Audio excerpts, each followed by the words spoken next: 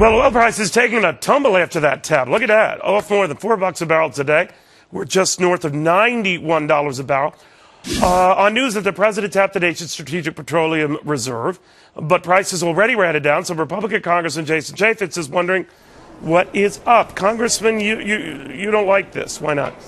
No, our strategic petroleum reserve is there for a natural disaster, some other catastrophe. I recognize that the president is having a political catastrophe going into the 4th of July weekend and high oil prices or high gas prices.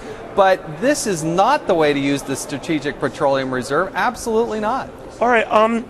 I could see your point, but I could see his point as well. I'm going to give him the benefit of the doubt that I don't think it was a political move, because actually he had telegraphed that he might do this. And if you want to surprise the markets, you do it when the prices are declining and you fear down the road there might be an imminent supply disruption, as apparently a number of energy officials did. So what better time to do it than now, ahead of what could be the crisis that you envision? What do you say? Well, we only have about 727 million barrels that are there in our reserve. We're going to take out 30 million barrels. That's not going to solve the problem. There are those of us that believe that we really truly want to solve the problem, that we consume more than we produce. And there are those of us that believe if you truly want to drive down the cost of gas, if you really want to solve the problem, then you should be pursuing the extraction of our resources that are right here at home. No, I agree. Alternative energy I agree and with you on traditional. that, tapping more of our energy here.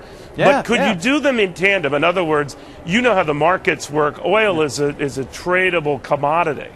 Some people have an even more jaded view than that, a fixed commodity. But again, I'll leave that aside. And that the markets pounced on this as a sign, hey, wait a minute, the president might do this again, and he might do this again.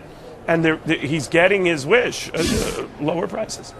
No, it's a temporary Band-Aid. Look, when your economy is subject to the whims of Libya and Nigeria and Venezuela, you have a problem, and we've got to solve that problem.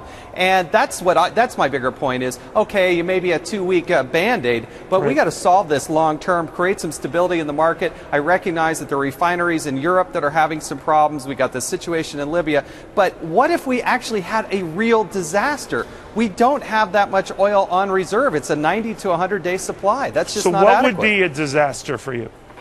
Well, if there was some sort of earthquake or hurricane, Katrina certainly fell into that category. That's what it's there for. It's not for the president before 4th of July to help lower the price of gas a few pennies on the way out the door. That's not a responsible way to address this. Real quickly, I heard from your colleague, Democratic colleague, Clyburn, the Democrat, said that, look, tax hikes have to be on the table in these talks. You say what?